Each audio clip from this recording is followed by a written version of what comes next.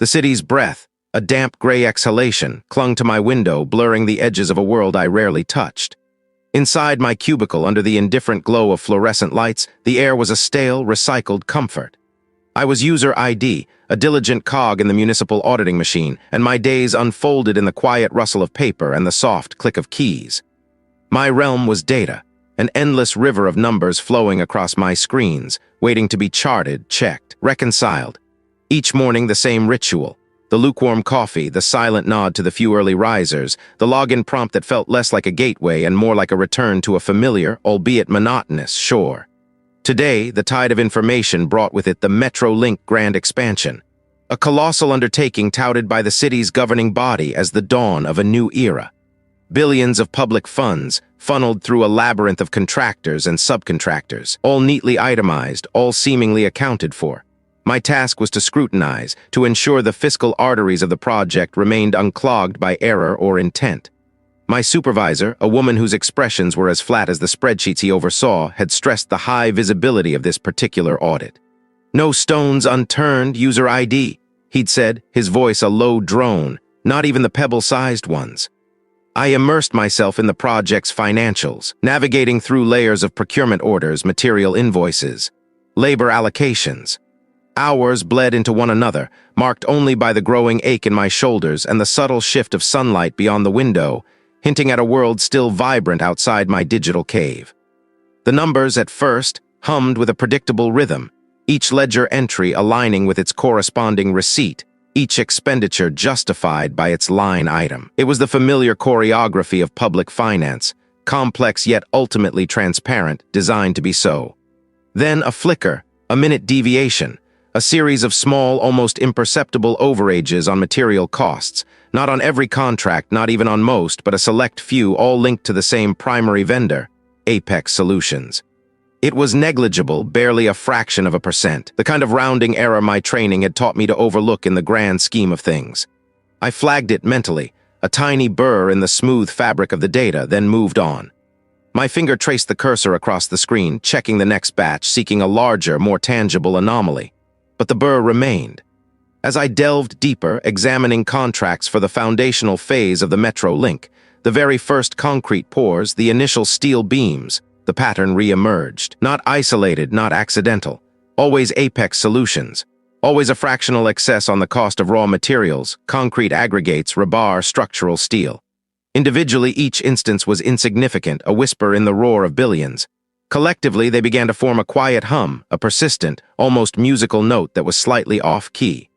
I scrolled back, pulling up the initial flagged instances, then comparing them to the newer ones. The numbers themselves were unremarkable. A supplier charging 12% more than the average market rate for a specific grade of concrete than another for 0.09% more on a different delivery, and so on. It wasn't a sudden spike, a blatant red flag. It was a subtle bleed, a slow seep. My first thought was a system glitch, a calibration error in the procurement software, perhaps, or a data entry mistake, replicated across multiple entries by a fatigued clerk. I even considered a simple, persistent oversight on the part of the project managers, too busy with grander concerns to notice the microscopic discrepancies. I ran a cross-check, isolating Apex Solutions contracts and comparing their material costs to those of other vendors supplying similar goods to other municipal projects. The average market rate for these materials, according to my internal databases and external industry reports, stood firm. Apex's numbers consistently edged it out, not by much, but by enough. Enough to be noticeable once I knew what to look for. My brow furrowed, a silent question forming in the quiet space behind my eyes.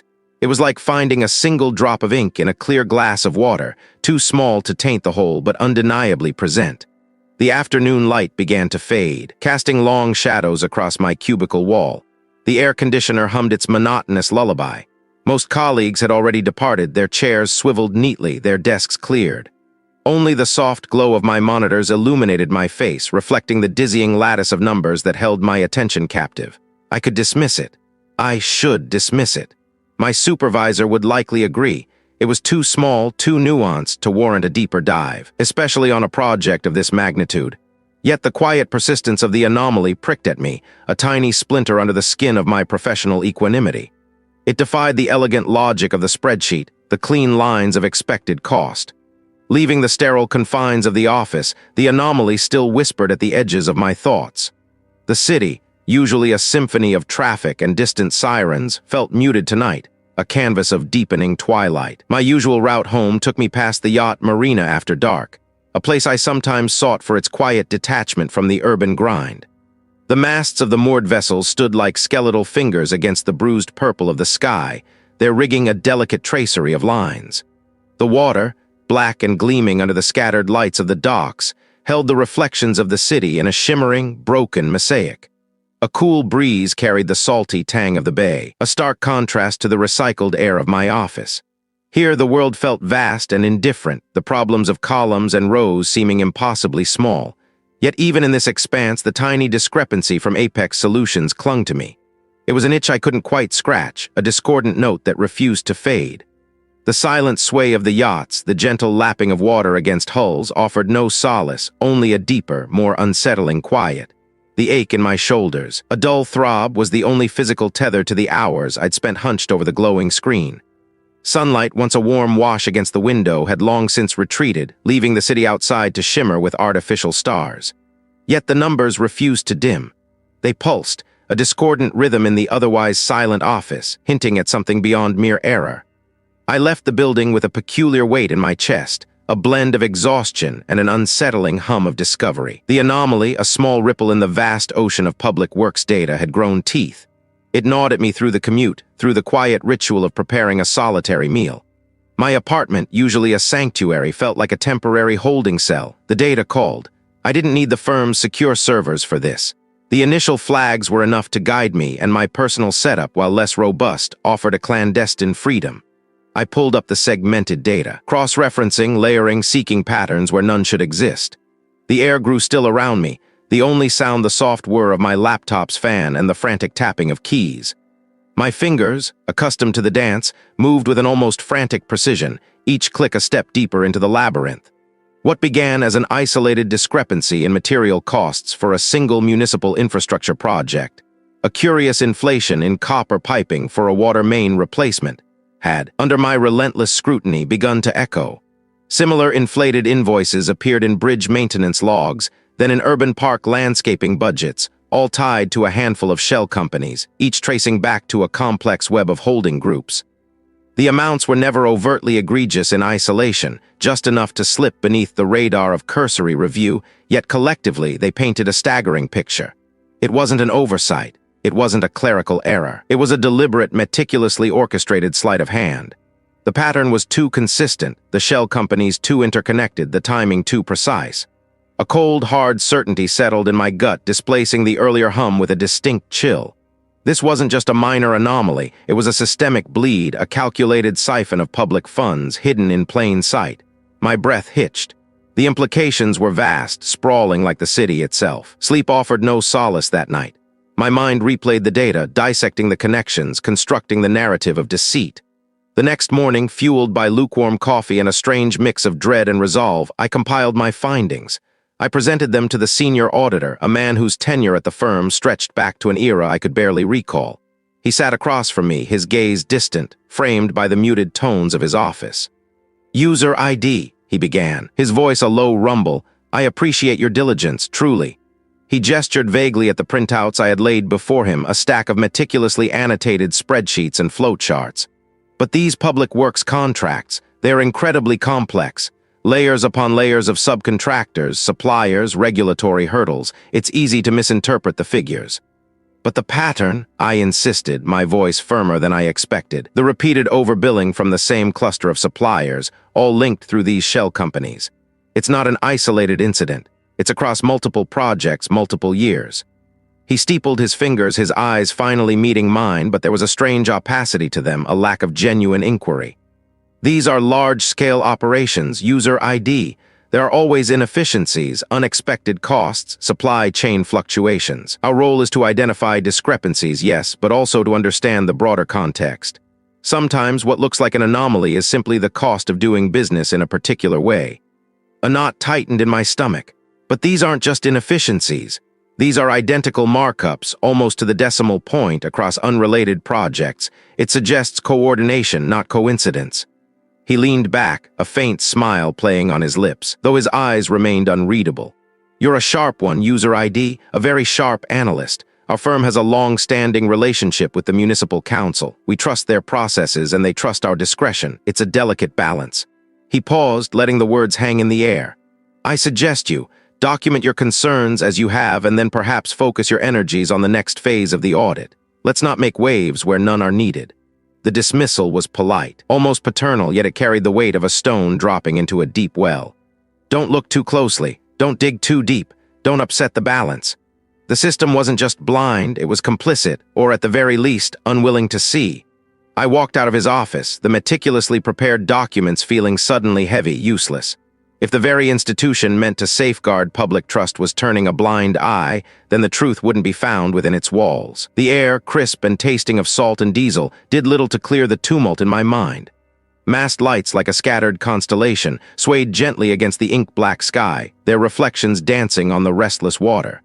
The rhythmic creak of ropes against hulls, the gentle slap of waves against fiberglass created a melancholic symphony. Each vessel a testament to success or perhaps to something less scrupulous. The senior auditor's words echoed, "Delicate balance, don't make waves."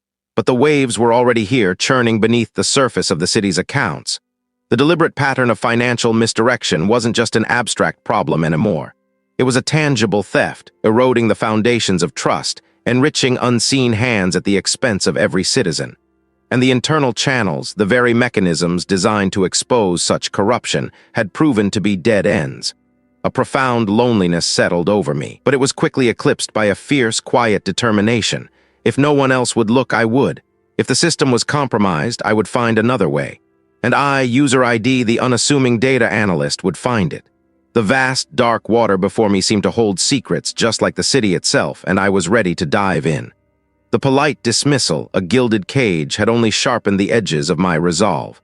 The quiet implication, a whisper of warning carried on the sterile office air, had not deterred me. It had ignited a cold, steady fire. The system indeed was not merely blind. It was a carefully constructed facade, and I, user ID, now saw the first crack.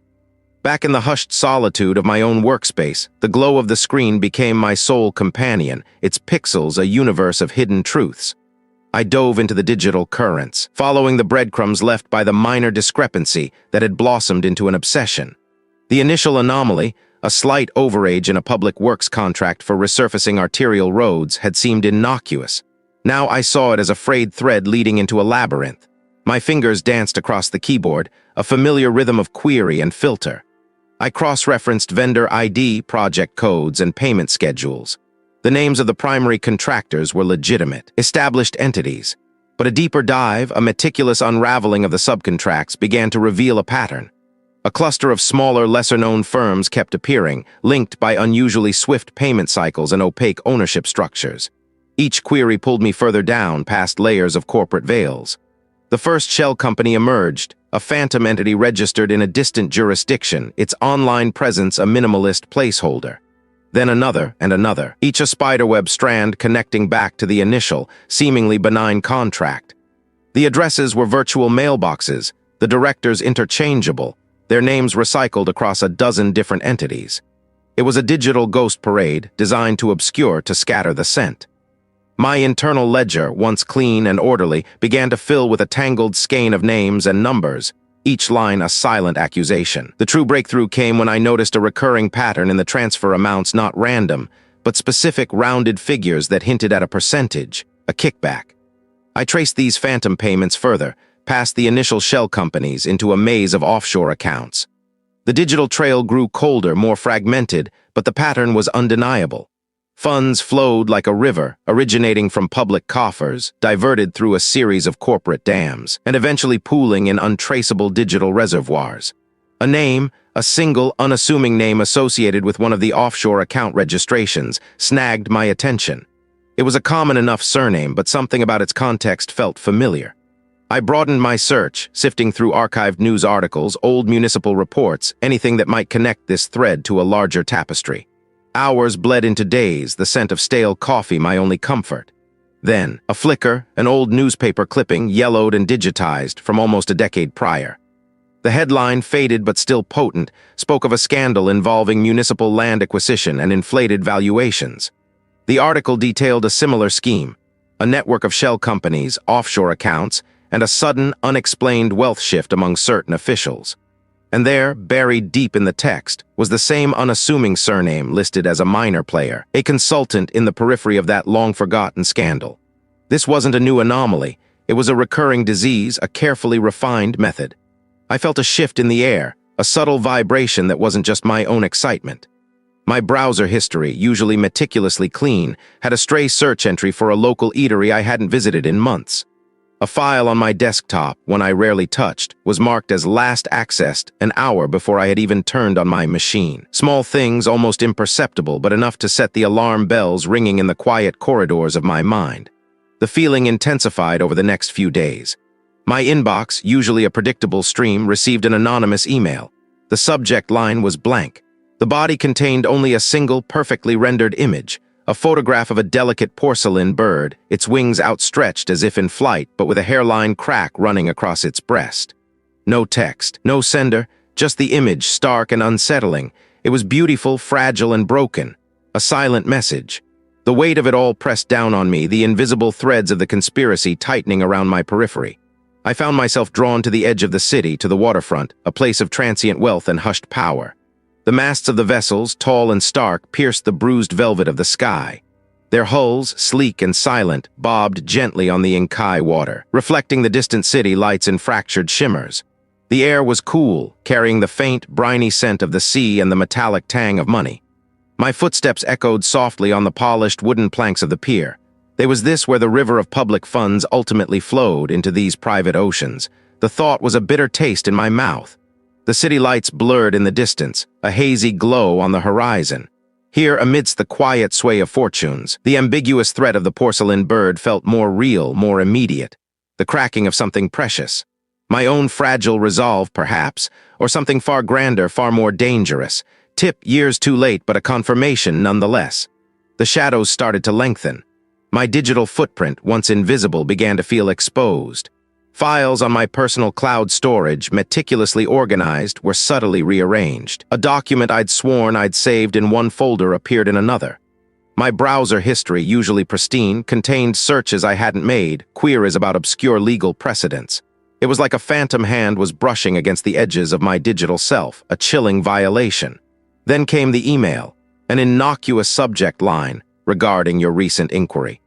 No sender name, just a string of random characters. The body was a single, stark sentence. Some paths are best left untrodden, user ID. It was the quiet menace of a predator circling, a whisper in the dark that promised a scream. I was no longer just investigating, I was being investigated. My identity, once a shield of anonymity, was now a target.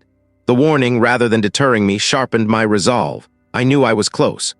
The shell companies, the offshore accounts, the historical pattern, they were all threads leading to a central knot. I needed to find the weaver.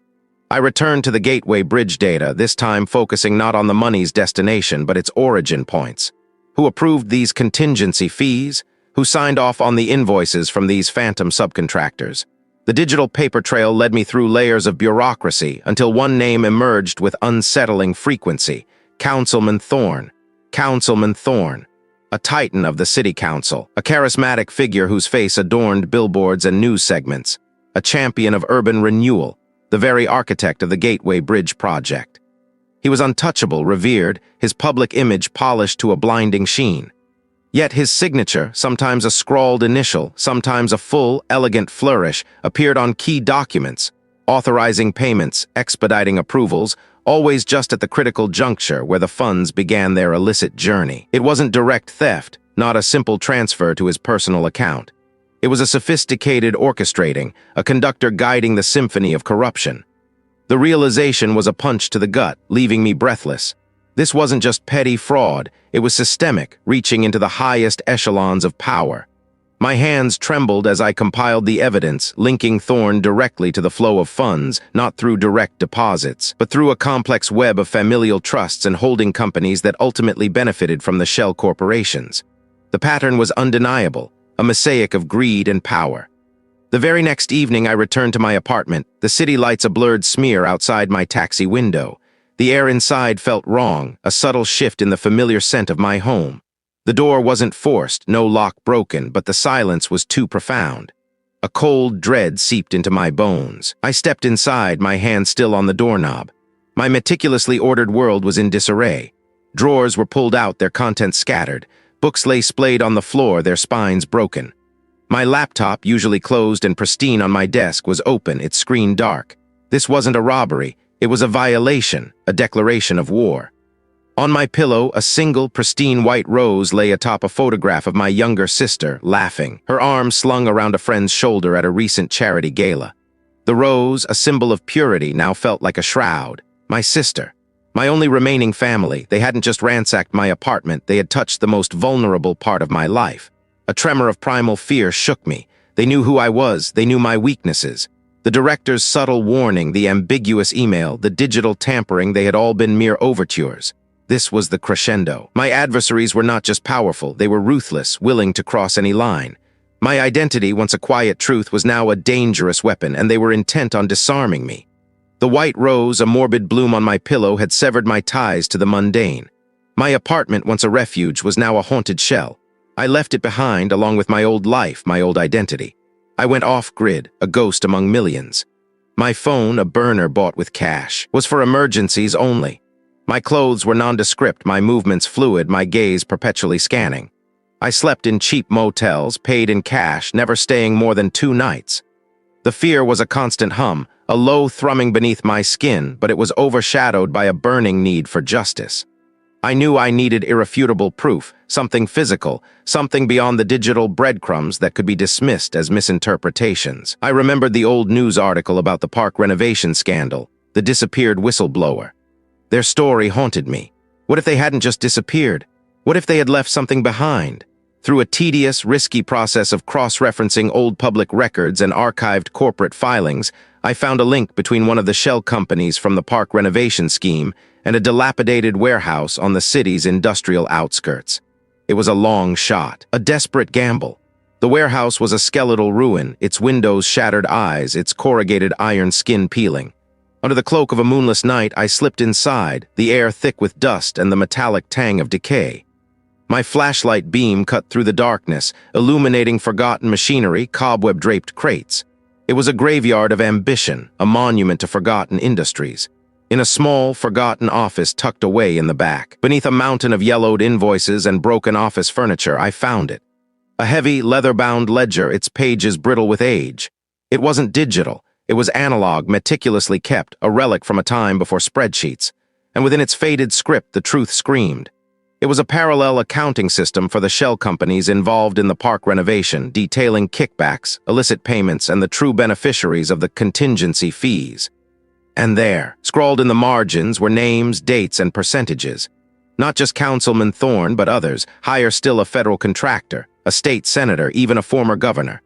The conspiracy wasn't merely municipal. It was a sprawling, multi-jurisdictional hydra, its tendrils reaching far beyond the city limits. The park renovation had been a test run, a blueprint for the Gateway Bridge and countless other projects. The ledger was a Rosetta Stone of corruption, connecting the past to the present, proving the systemic nature of the rot. The cost was immense. My old life was gone, my sense of security shattered. But holding that ledger, its pages whispering tales of deceit, I felt a strange liberation. My identity as user ID, the quiet analyst, had been shed like a skin. The stakes were no longer just about exposing corruption. They were about reclaiming the very soul of the city, and perhaps my own. The weight of the ledger in my backpack was both a burden and a shield.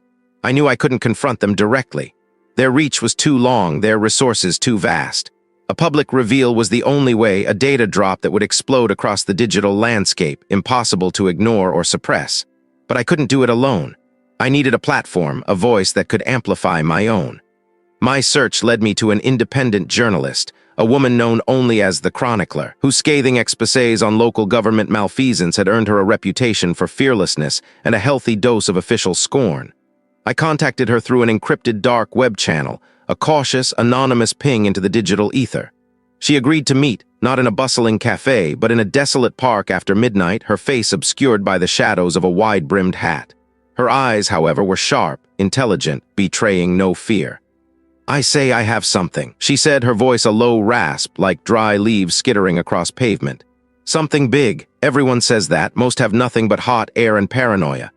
I have proof, I replied, my voice steady though my heart hammered. Irrefutable, not just digital but physical. A ledger dating back years, detailing a systemic pattern of corruption, implicating officials from city council to state level, even a federal contractor. She tilted her head slightly, a flicker of genuine interest in her eyes. A ledger, old school, that's compelling. What do I want? User ID? Exposure, the truth laid bare. I want to release this, but I need to ensure it reaches everyone, that it can't be buried. I hesitated, then continued, and I need to do it without getting myself killed. A fair request, she mused, her gaze sweeping the empty park. They'll come for I know, they always do, and for me if I help. I know, I said, meeting her gaze. I've already lost everything else, my life, my identity. It's all on the line. He studied me for a long moment, then a slow, grim smile touched his lips. All right, user ID, show me. If it's what I say it is, we'll make sure the world hears. We'll hit them where it hurts, a simultaneous release across multiple platforms, encrypted and anonymized. A digital tsunami. Over the next few days, we worked in secret, consolidating the evidence. I scanned every page of the ledger, cross-referencing it with my digital findings, creating a comprehensive dossier. The chronicler, in turn, began preparing her network, independent news outlets, online activist groups, ensuring the data drop would have maximum impact and redundancy. The night of the planned release arrived, a velvet shroud descending over the city. The chronicler had sent me to a remote corner of the city, a place of quiet anonymity, far from the digital noise of our operation. I stood on the edge of the yacht marina, the air thick with the scent of salt and diesel. The boats, sleek and silent, bobbed gently in their berths, their masts reaching like skeletal fingers towards the Inkai sky. The water, a dark mirror, reflected the scattered lights of the distant city, shimmering like fallen stars. A cool breeze, carrying the faint tang of the ocean, ruffled my hair. My burner phone, clutched in my hand, was the only connection to the world I was about to irrevocably change. The time was almost upon us. My finger hovered over the send button, the final trigger for the data drop. The culmination of months of fear, sacrifice, and relentless pursuit. My old identity, user ID, the quiet analyst, was gone. I was now something new, forged in the crucible of truth. But what was that new identity? A hero? A martyr? A ghost? A sudden splash broke the silence, somewhere in the darkness between the yachts. I froze, my breath catching in my throat. Was it just a fish or something else? The wind picked up, whistling faintly through the rigging. Then a faint shimmer of light, a glint of metal from the deck of a large yacht several berths away. My hand tightened on the phone. Was this the end, or the beginning of something even more terrifying? My finger, trembling slightly, pressed the button. The data was released. Truth was unleashed. They didn't move towards me, but simply stood there, watching. The glint of metal was gone, replaced by an unnerving stillness. The splash, the light, the figure, were they connected? Or was it just the frayed edges of my own paranoia, a mind pushed to its limits? The wind howled softly, a mournful lament through the rigging. The truth was out there now, racing through fiber optic cables, across satellites, into the consciousness of millions. But what would it cost me? My identity was irrevocably transformed, but into what? And would I live to see the dawn? The marina lights glittered on the water, reflecting 1,000 fractured possibilities.